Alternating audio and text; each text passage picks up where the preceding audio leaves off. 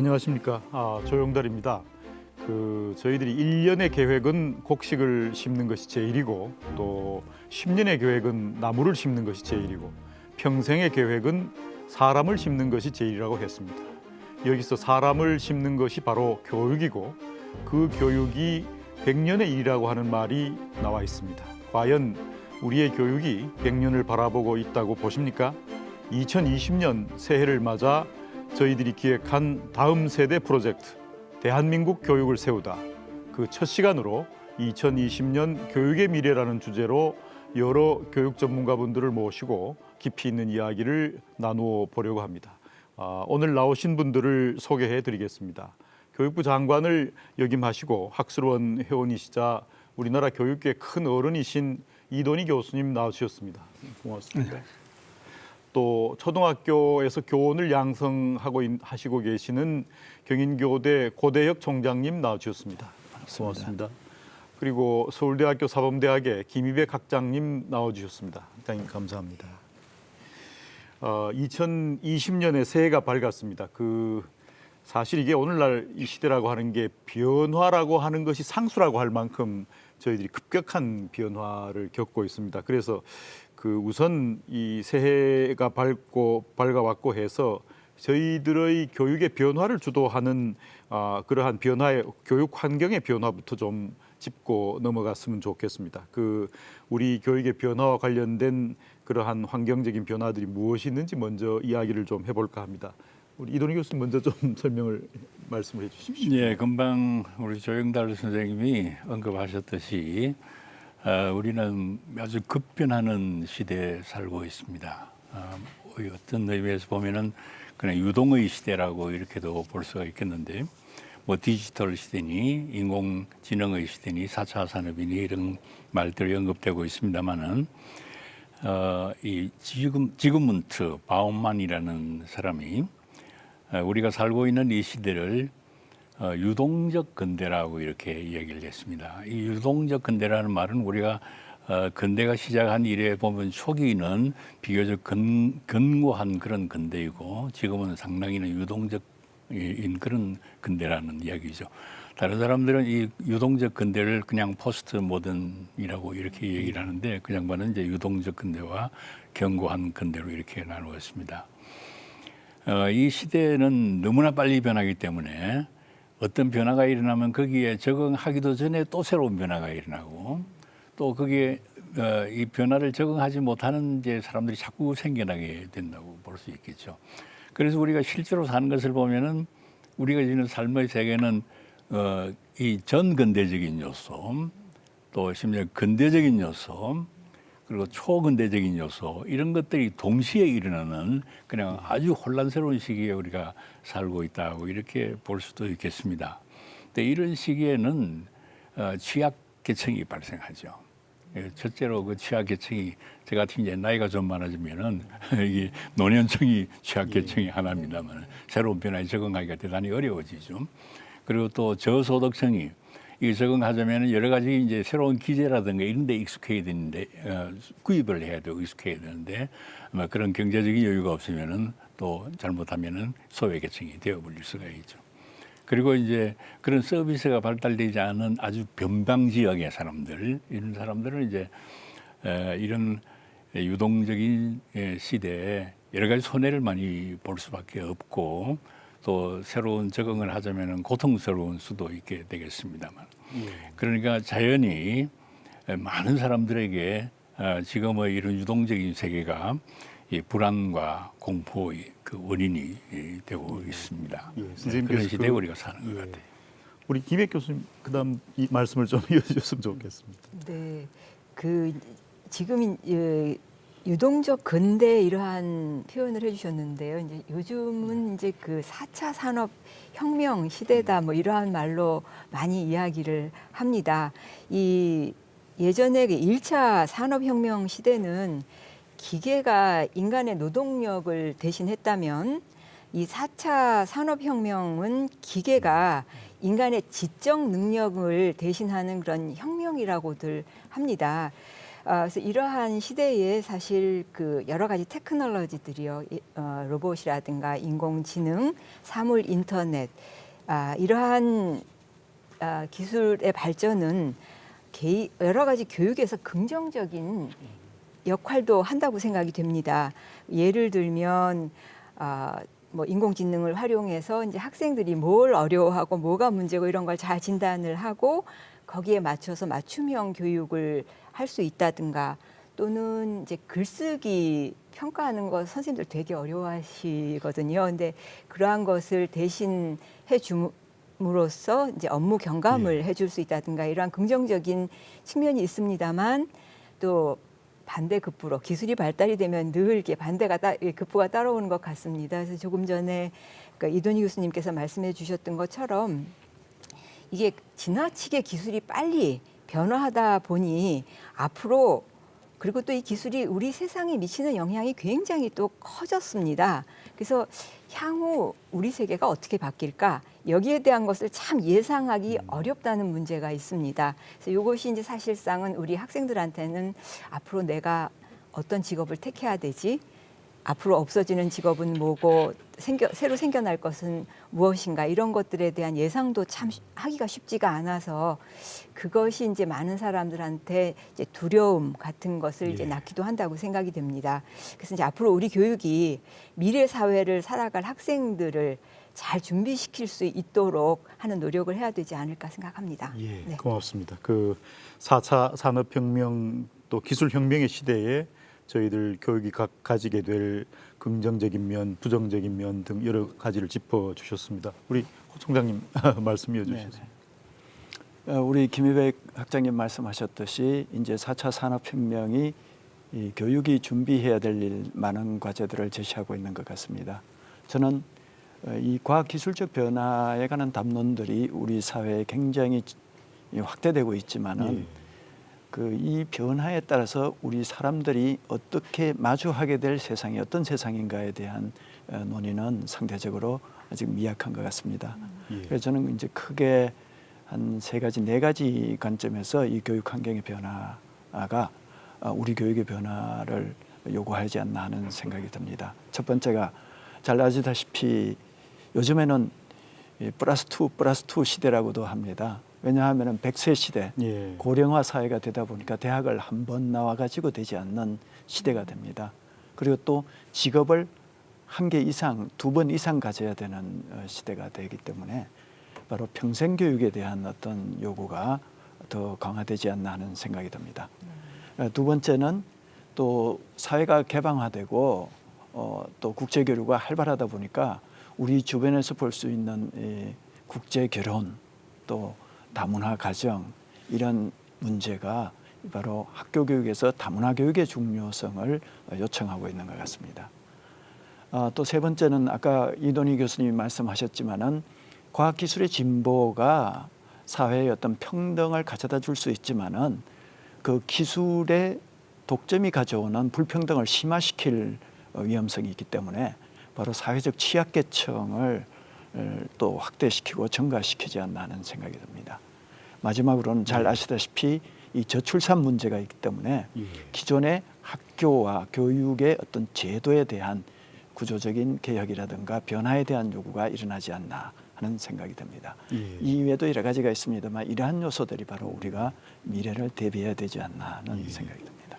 이런 환경의 변화에 대해서 사실은 이제 저희들이 어떤 도대체 준비를 하고 있는가 하는, 저희들이 지금까지 해온 일에 대한 일종의 반성이라 그럴까요? 그런 측면들을 좀 이야기 나눠보는 것이 좀 자연스럽지 않을까 생각합니다. 이번에는 김백 교수님 먼저 반성을 좀 해주시겠습니까? 네.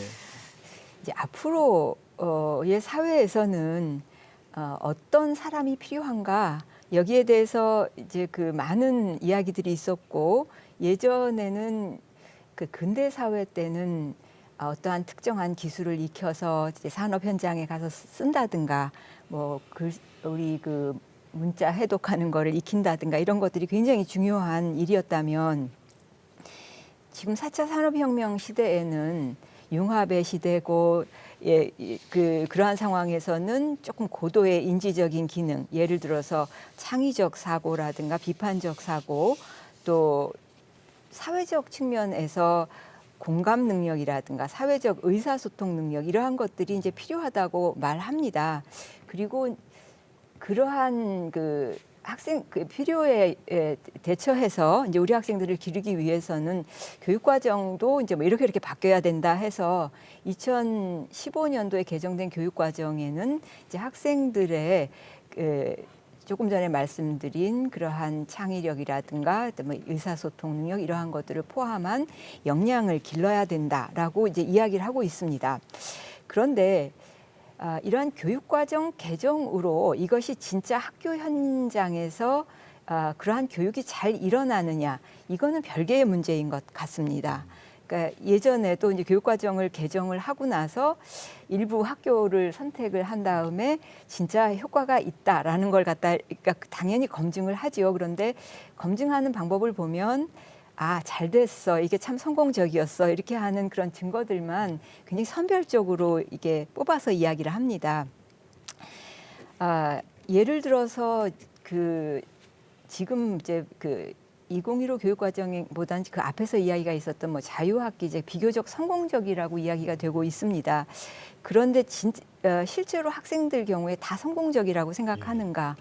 거기에 대해서는 좀 다른 의견도 있는 것 같습니다. 이렇게 본인은 좀 더 공부를 하고 싶은데 그 학기 동안에는 공부를 할 수 있는 환경이 아니다. 뭐 이러한 그러니까 의견도 제시를 하고 그렇습니다. 그래서 이 말씀을 드리는 이유는 뭐 자유학기제가 성공적이지 않다. 바람직하지 않다 이런 말씀이 아닙니다. 그러니까 실제로 그러한 것이 잘 정착이 되기 위해서는 이것이 학교 교육에 적용을 할 때 우리가 부딪히게 되는 문제가 뭔지 이 문제를 해결하기 위해서는 뭐를 어떻게 바꿔야 하는지 이러한 것들에 대한 세세한 준비가 좀 필요하다는 말씀입니다. 그런데 우리나라 경우에 교육과정 개정을 하는 시기가 너무 촉박하다 보니 그러한 준비를 할 만큼 충분한 시간이 주어지지가 않는 것 같습니다. 실제로 이제 저는 이제 과학 교육을 전공하고 있는데요. 그러니까 미국의 사례를 이제 잠깐만 말씀을 드리면 미국에서는 앞으로 미래 사회에 대비하기 위해서 과학 교육을 어떻게 해야 하는가 하는 것을 1985년도에 그 방향을 제시를 했습니다. 근데 그때 이제 했던 프로젝트가 이름이 프로젝트 2061입니다. 그게 어디에서 왔느냐 하면 그 당시에 이제 헨리 혜성이 지구에 왔었고 다음번 오는 게 이제 주기가 76년이어서요. 그게 2061년입니다. 그래서 그때까지 우리는 교육을 어떻게 하겠다라고 하고 그 이후에 다양한 연구와 보고서들이 이어집니다. 그리고 이제 미국에는 국가교육과정이라고 하는 것이 없고 거기 기준을 이제 스탠다드를 만드는데요. 그래서 그로부터 한 10여 년 후에 1996년에 그 내셔널 스탠다드를 만들고요.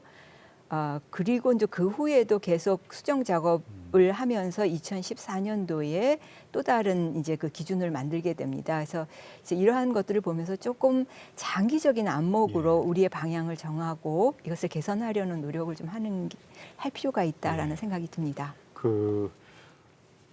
김 교수님 말씀 가운데 제가 생각하기에 아마 저희들이 변화에 대한 노력도 굉장히 중요하지만 그 변화의 노력을 교육 현장에서 제대로 실천하기 위해서 장기간의 계획과 세심한 실천의 노력이 있어야 하는데 그 노력이 저희들이 대단히 부족하면서 일이 진행되어 왔다. 이제 그렇게 느꼈습니다. 호 총장님 혹시 또 다른 말씀 있으시면 좀. 네, 보통 이제 많은 사람들이 학교 교육 과정에서 가르쳐야 될 기술이 뭐냐, 스킬이 뭐냐라고 할 때 이제 보통 하드 스킬하고 소프트 스킬 이게 두 가지로 나누고 있습니다. 근데 사실 우리는 이제까지 객관적으로 정량화해서 평가할 수 있고 눈으로 확인할 수 있고 또 데이터로 표시할 수 있는 이런 하드 스킬을 중심으로 해서 교육과정의 내용을 구성해왔죠. 물론 그게 굉장히 중요하죠. 그러나 우리 학장님이 말씀하셨고 이 교수님 말씀하셨듯이 미래 사회가 유동적인 근대화의 세계, 근대성의 세계, 4차 산업혁명기라면은 이건 이제 좀 더 부드러운 기술이 필요하지 않나 하는 생각입니다. 그 아까 말씀하셨듯이 어떤 공감 능력, 의사소통 능력, 그다음에 비판적인 사고 능력, 그다음에 회복 탄력성이라든가 이러한 것들을 보통 이제 소프트 스킬이라고 하는데 사실 이러한 스킬을 다루는 교육이 중등도 마찬가지겠습니다만은 초등교육에 있어서는 굉장히 중요시되고 강조되어야 한다고 생각합니다. 왜냐하면은 이제 연구자들에 의하면은 AI라든가 컴퓨터가 대체할 수 없는 직업 순위를 보면은 유아교사라든가 초등교사는 거의 제로에 가깝습니다. AI라든가 컴퓨터는 학습의 보조자로서 이렇게 하고 유아 초등교사들 같은 경우에는 미성숙한 아동들을 성장의 단계로 이끌어가기 위해서는 오히려 이러한 소프트 스킬이 학교 교육 과정에서 강조되고 이것이 중심이 되는 교육이 이루어져야 되지 않나 하는 생각이 듭니다. 예. 선생님 말씀 좀 보태주시면. 예. 제가 보기로는 이런 그 급변해가는 상황에서 그 자체에 적응한다는 여러 가지 어려움을 안고는 있지만은 대체로 다른 나라의 교육 상황과 이런 나라에 비교해 보면은 비교적 잘 하고 있어요 우리가. 예. 변화에도 잘 적응하고 또 학교 환경도 많이 좋아지고 있고 옛날에는 그 생각하기 어려울 정도의 그 시설과 환경을 우리가 가지고 아이들을 가르치고 있지 않나 이런 생각을 합니다. 그리고 교사의 그 전문성도 옛날과는 달리 상당히 그 향상되어 있다는 생각이 들고 또 교육 전반에서 보면은 교육의 중요성에 대한 인식도도 많이 고조됐고 이런 걸 볼 수 있습니다. 그렇지만은 옛날부터 해오던 문제의 해결이 안 되고 있는 거, 가장 기본적인 것 중에 하나가 진학 경쟁하고 있는 거. 말하자면은 상급 학교 진학하는 그것이 교육의 가장 전쟁터처럼 되어 있다는 것. 그리고 또 국민들의 그 학부모들의 교육열이 높아서 그러긴 합니다만은 이 교육열이라는 게 물론 자기 자식들을 잘 가르치고 잘 기르기 위한 것이긴 하지만은 그러나 전문적으로 이 일을 맡아서 행하고 있는 교육자들이 보기에는 그 자체가 굉장한 압력이란 말이죠. 그런 압력에 시달리게 되고 그리고 또 이것이 이제 또 넓은 지역이든 좁게 규정하든 간에 지역적인 격차가 생기고 또 계층 간에 아직도 격차가 있고 이런 것들을 우리 사회가 해결해야 할 과제라고 생각이 되는데 그 부분에 관해서는 크게 그 말하자면 그 진도를 우리가 만들지 못한 그런 상태에 있지 않느냐 합니다. 그리고 학교에 전체적으로 볼 때 제가 뭐라 그럴까요?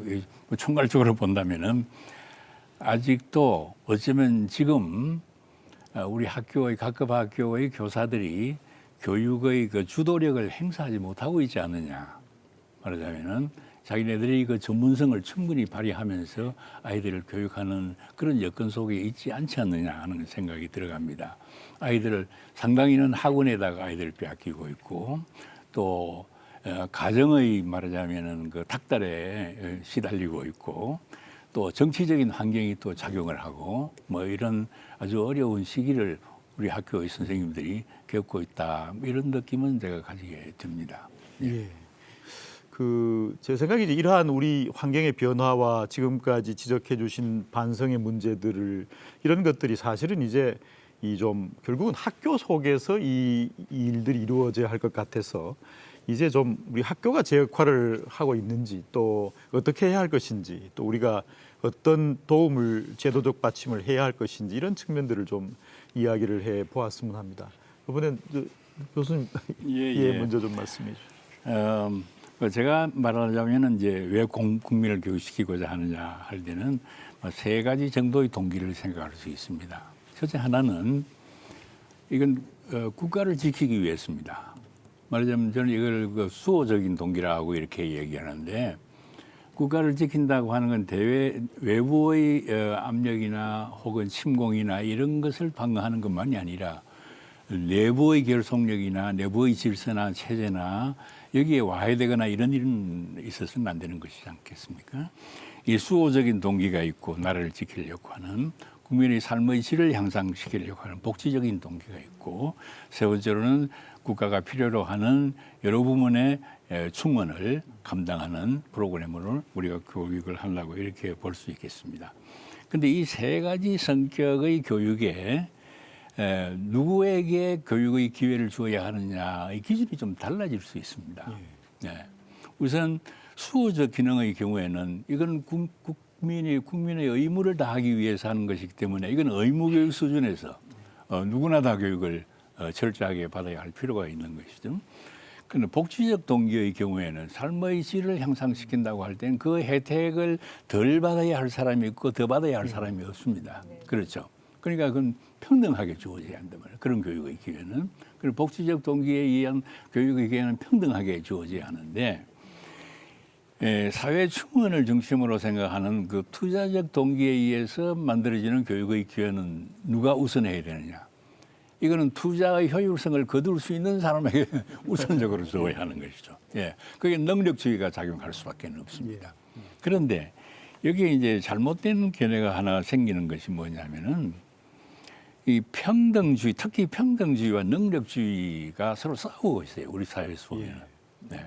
평등주의를 가지고 그냥 교육의 방향이라고 생각하고 그게 집착하는 교육의 풍토가 있는가 하면은 아니다. 수월성을 길러야 한다. 그 해가지고 이런 투자적 측면에 매달리면서 교육의 성과를 바라는 그런 분위기가 있고, 이게 어떻게 갈등하고 있는데, 이런 갈등할 성질일 것은 아닙니다. 내가 보기로는 평등의 원리가 적용되어야 할 교육이 있고 능력주의가 적용돼야 할 부분이 있고 한 건데, 이거를 서로 말이죠. 어느 걸 하지 않고 어느 걸 하고 하는 것, 독점적인 그런 사고를 하는 것은 아주 잘못된 생각이라고 봐야 됩니다. 이게 평등이라고 하는 것은 같은 교육을 받게 하는 것이 아니라 각자의 몸에 맞는 옷을 입히는 것과 같이 각자의 잠재력과 여건에 맞는, 그리고 원하는 바에 맞추어서 교육을 맞도록 해주는 게 말하자면 평등의 이념이죠. 그러니까 평등을 그냥 획일적인 평등이 아니라 각자의 몸에 맞는 옷을 입히는 것 같이 각자의 잠재력에 맞는 교육의 기회를 제공해 주는 것이 평등의 원리라고 봅니다. 그런데 이거는 평등은 똑같이 하는 거, 그리고 능력주의는 잘난 놈만 가는 거, 이렇게만 생각으로 싸우는 분위기. 이거 우리 조금 우리 교육계에서 좀 잘 한번 검토하고 심도 있게 좀 합리적으로 좀 생각을 하는 분위기가 한번 형성되었으면 좋겠다는 생각이 갑니다. 예.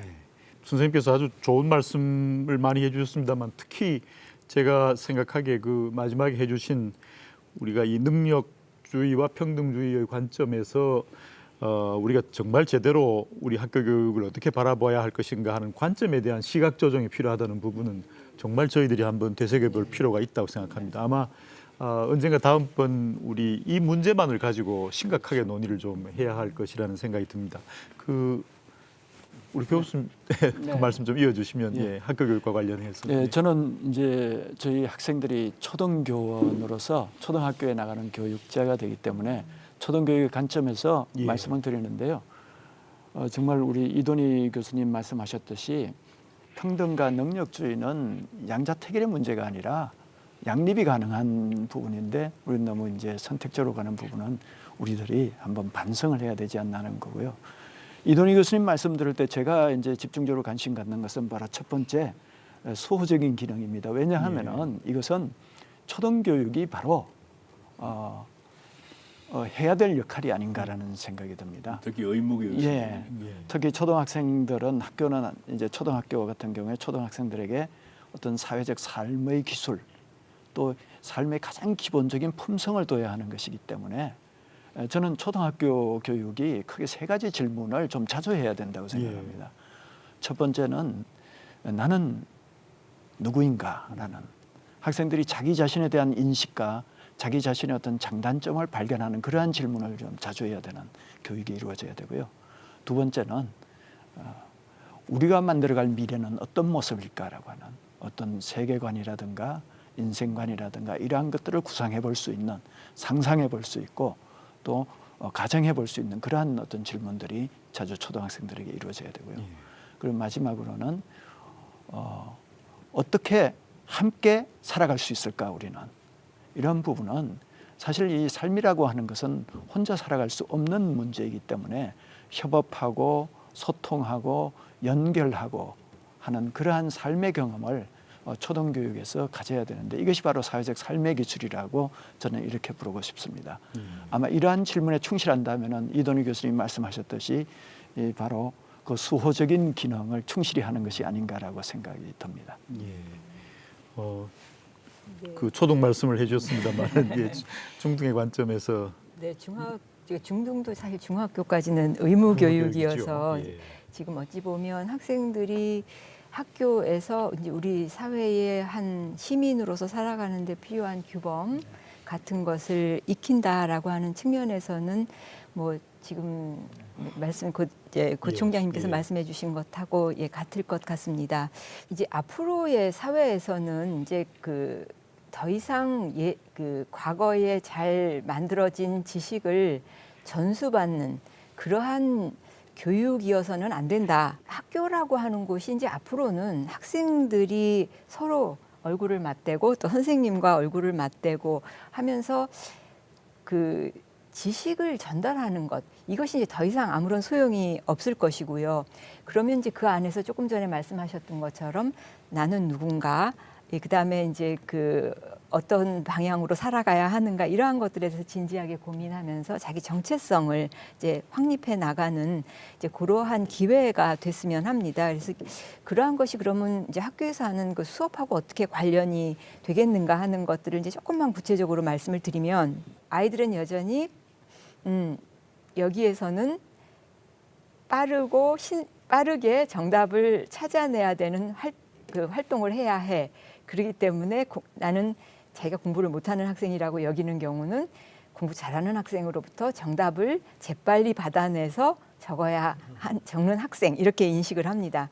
그리고 이제 잘하는 학생은 당연히 답을 제공해줘야 하는 학생 이렇게 생각하면서 부담스러워하고요. 근데 이것이 조금 더 이제 어떤 교수 방법을 달리한다든가 해서 긍정적인 방향으로 가는 경우에는 내가 모르는 것을 나는 질문할 수 있는 학생, 나의 주장을 갖다 이야기하고 또 다른 사람이 뭐 이야기하는 것을 경청하고 내 아이디어를 갖다 바꿀 수 있고, 그러니까 이것이 사실상 그냥 학습하는 과정이기도 하지만 다른 학생들과 같이 의사소통하면서 나는 어떤 사람인가 하는 것들을 조율해 나가는 과정이기도 합니다. 그래서 이러한 경험을 하면서 학생들이 자기의 그런 정체성을 키워나가고 이것이 진정한 의사소통이 아닐까 싶습니다. 그래서 저는 앞으로의 학교라고 하는 것은 이제 그러한 학습을 통해서 바람직한 다른 학생들과 서로 간의 그러한 정체성 같은 것들을 조율해 나가는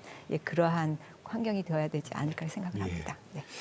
그러면 제 생각에 역시 이제 학교의 구성원은 교사와 학생들이어서 이 교사와 학생의 입장에서 그러면 조금 더 구체적으로 저희들이 어떤 지향을 좀 미래 사회와 관련해서 생각해 볼 수 있을지 그 말씀을 좀 나누었으면 합니다. 김혜선 위원회는 먼저 좀 시작을 해주시겠습니까? 예. 네.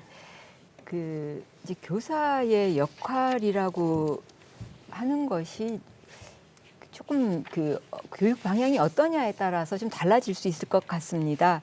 교사가 단순히 지식 전달자로서 역할하는 것은 충분치 않다. 예, 그리고 이제 앞으로 교사한테 필요한 그러한 역할은 많은 경우에 뭐 조력자, 뭐 코치, 이러한 또 탐색자, 뭐 이러한 역할을 해야 한다고 이야기를 합니다. 그래서 실제로 그런데 이것이 저도 이제 교사 교육을 담당을 하고 있기는 합니다. 그래서 앞으로 너희들은 지식을 전달하지 말고 이러이러한 역할을 해야 한다라고 선언적으로 이야기를 하게 되면 그것이 이제 사실상 학생들한테 이제 어떻게 학생들이 앞으로 교사로 나가서 그 역할을 어떻게 할 수 있을지 거기에 대해서는 이제 아무런 정보도 제공하지도 않고 또 실제로 성공할 수도 없다고 생각이 됩니다. 그래서 결국 이러한 것은 어떤 실행을 통해서 알아가야 되고요. 그다음에 실제로 조력자 역할을 하는 데 있어서는 가장 중요한 것이 학생에 대한 이해가 있어야 되는 것이 아닌가 합니다. 그래서 그 제가 이제 그 연구한 사례를 이제 조금 더 이렇게 말씀을 드려보면요. 교사는 이게 어떤 토론을 시키면서 도와주려고 상당히 마음을 먹고 나는 조력자 역할을 할 것이다 이렇게 생각을 하면서 애들 소집단 토론을 시키고 이렇게 다니고 있습니다. 이제 그런데 학생들 거기 가면서 격려를 하신다고 생각을 하면서 하고 있어 조금 더 생각해봐 이렇게 말을 던지고 갔습니다. 학생들은 그걸 어떻게 받아들이느냐 하면 선생님이 우리가 뭐가 틀렸다고 하시나 봐 하면서 열심히 했던 작업을 다 없애고 틀린 방향으로 갑니다. 거기에는 교사는 평소에 옳은 답을 체크하고 평가하고 이것을 교정해 주시는 분 이러한 생각을 가지고 있는 것입니다. 그리고 그러니까 이제 실제로 교사가 이제 거기에 대해서 이제 학생들이 조금 더 잘할 수 있도록 격려를 하려면 학생이 나를 어떻게 여기는가, 학생들이 여기에서 답하고 있는 것 어떤 부분에 대해서 어떤 식으로 반응을 해 주어야 하는가 이러한 것들을 잘 알아야 될 것 같습니다. 예, 그래서 거기에 대해서 어떤 그 맥락에서 거기에 잘 맞는 그러한 반응을 할 때 실제로 그 학생과 선생님 사이에서의 그런 상호작용도 잘 이루어지고 어떤 조력자로서의 교사 이러한 것들 역할도 할 수 있는 것이 아닐까 합니다. 예. 네. 그 총장님 혹시 예.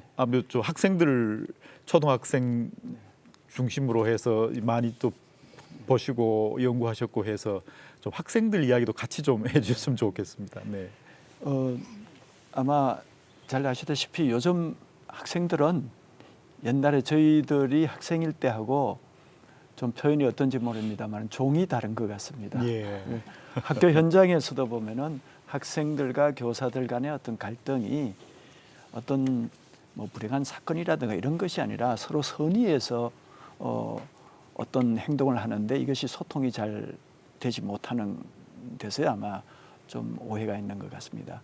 사실 요즘의 학생들은 보면은 뭐 이렇게 이야기하지 않습니까? 디지털 원주민이라고. 예. 그리고 교사들은 디지털 이주민입니다. 사실은.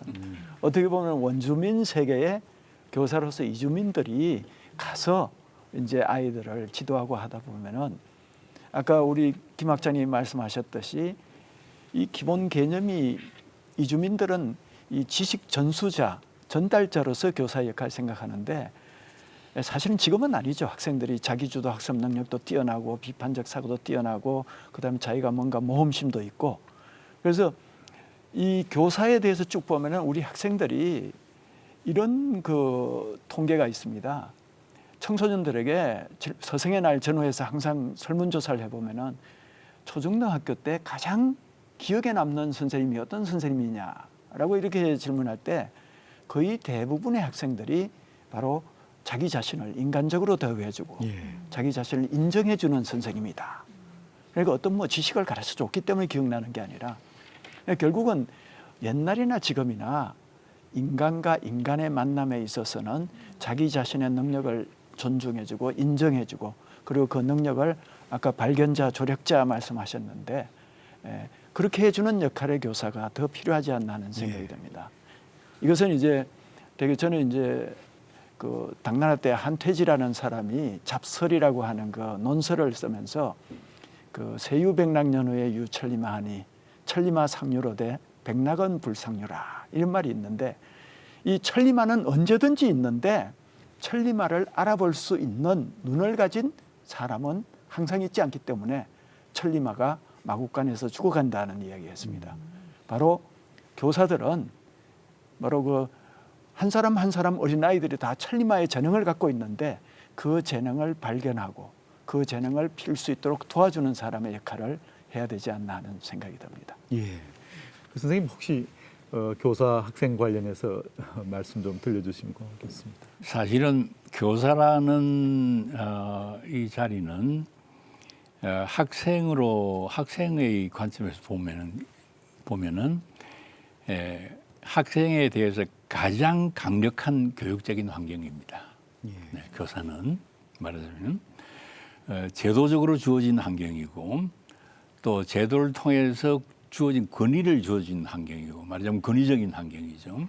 거기에다가 또 어떤 기계적으로 대하는 것이 아니라 인간적으로 된 인간적인 환경입니다. 그러니까 제도적 환경으로서도 강력하고 권위적 환경으로서도 더없이 강력하고 그리고 인간적 환경으로도 다른 어떤 환경이 대체할 수 없을 만큼 충실할 수 있는 그런 환경이고 그런데 이런 관계이기 때문에 교사가 학생에 대해서 가지는 의미는 대단한 거라고 봅니다.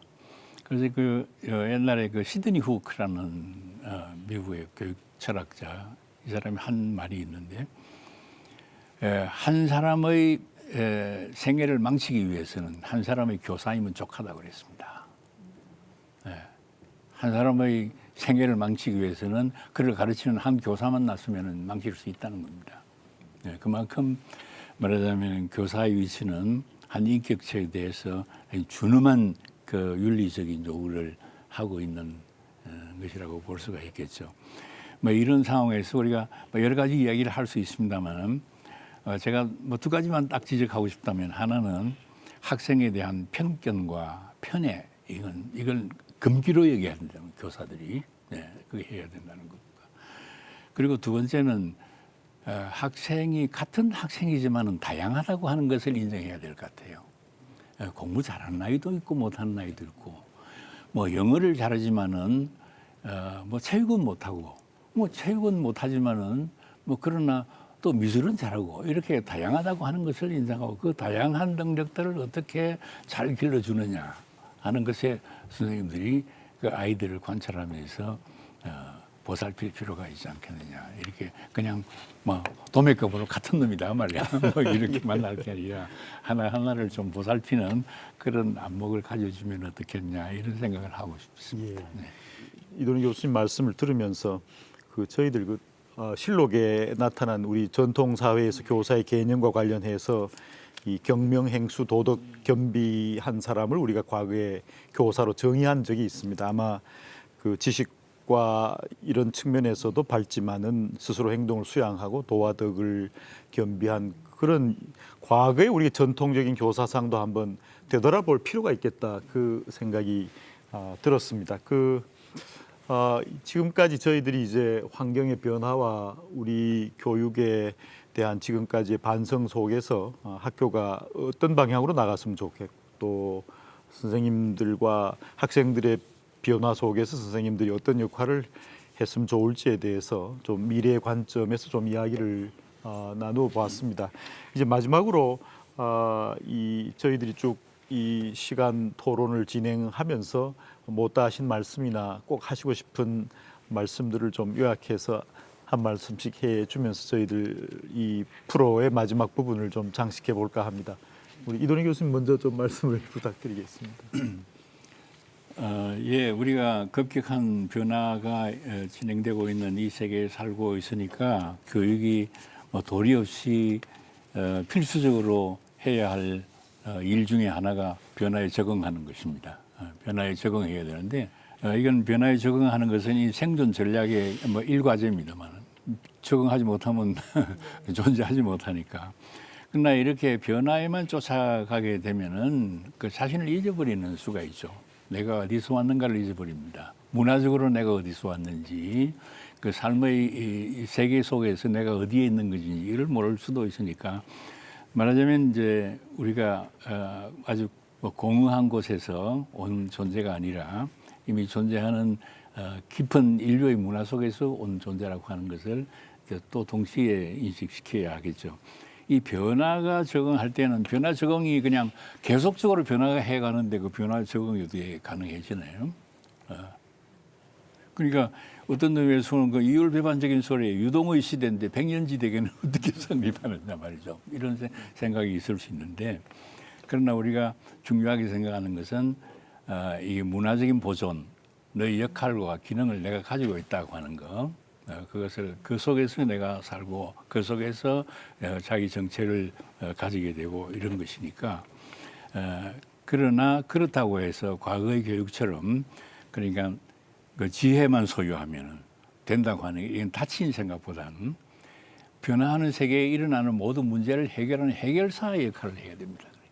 그러니까 말하자면은 그런 유식한 지식인이 아니라 지식인만이 아니라 오히려 변화하는 세계에 일어나는 문제를 해결하는 해결사의 능력을 가져야 한단 말이죠. 그런데 우리가 이 해결사의 능력을 가지게 하는 데는 아직도 우리가 좀 서툽니다. 전에 들어오는 지식을 가르치고 학문을 가르치고 이거는 비교적 그래도 익숙해 있는데 새로 생기는 문제를 해결하는 해결력, 해결사의 능력은 좀 모자란다고 이렇게 보는 것이 되겠는데요. 그리고 과거의 교육은 익히는 교육이죠. 그건 정태적인 교육입니다만은 앞으로 교육이라고 하는 건 익히는 일만 아니라 문제를 해결하는 동태적인 성격의 그런 교육이라고 이렇게 보겠는데 이 두 가지를 우리가 뭐 균형을 이룬다기보다도 우리가 전통적인 교육이 말하자면 익히는 교육에 익숙해 있기 때문에 이제는 의식적으로 무슨 문제를 해결하는 행하는 교육에 대한 관심을 좀 더 비중 있게 가질 필요가 있지 않겠느냐 이런 생각이 들어갑니다. 변화하는 세계 해결사를 강조를 해주셨습니다. 김익 교수님. 네, 급격하게 변화하는 세계라고 하는 것 동의하고요. 그리고 또 거기에서 문제 해결사 이 역할을 하는 것도 굉장히 중요하다고 생각이 됩니다. 그래서 이 앞으로 어떤 인재를 길러내야 되는가 하는 방향을 정하는 것이 우선적으로 중요하겠습니다만 사실상 이것을 잘 교육 현장에서 추진해 나가기 위해서는 그것을 추진해 나가는 실제적인 교육 정책 이러한 것들을 잘 마련할 필요가 있다고 생각이 됩니다. 그래서 너무 급박하게 정책을 만들어서 그 시행하는 것보다는 조금 더 긴 호흡으로 거기에 대한 것을 점검하고 준비해 나가는 것이 좀 필요하다라고 하는 것을 마지막으로 듭니다. 네. 네. 두 분 말씀하신데 저도 전폭적으로 같은 의견을 갖고 있습니다. 다만 이제 제가 처음에 말씀하셨듯이 이게 100세 시대, 장수 시대가 된다 보면은 교사도 끊임없이 배워야 되기 때문에 사실 하나의 자격으로서 끝나는 것이 아니라 학생들에게 바로 학습의 모범을 보여줘야 되고 그리고 공부하는 하나의 어떤 선두주자로서 항상 공부하고 배우고 하는 그 열정들을 학생에게 보여줄 수 있는 그러한 자세로서의 어떤 교사가 필요하지 않나 하는 생각이 듭니다. 그 교사의 기본 자세를 강조해 주셨습니다. 지금까지 함께해 주시고 고견을 나누어주신 세 분께 깊이 감사의 말씀을 드립니다. 그 다음 세대 프로젝트 대한민국 교육을 세우다 그 첫 시간으로 2020년 새해를 맞아 교육의 미래를 학교 교육을 중심으로 저희들이 다각적으로 진단해 봤습니다. 교육계의 긴 호흡으로 스스로 성찰하고 또 다양성의 바탕 위에서 창의적으로 생각하고 상상하면서 공존과 배려의 인격성을 지닌 다가올 시대의 해결사로서의 대한민국의 주인을 상상해 봅니다. 오늘 총론적으로 접근했다면 앞으로는 좀 더 구체적으로 또 좀 더 치열하게 구체적인 주제들을 다뤄보려고 합니다. 다음 세대를 살리기 위해서 여러분의 많은 관심과 시청을 바랍니다. 지금까지 시청해 주신 여러분께 깊이 감사드립니다. 감사합니다.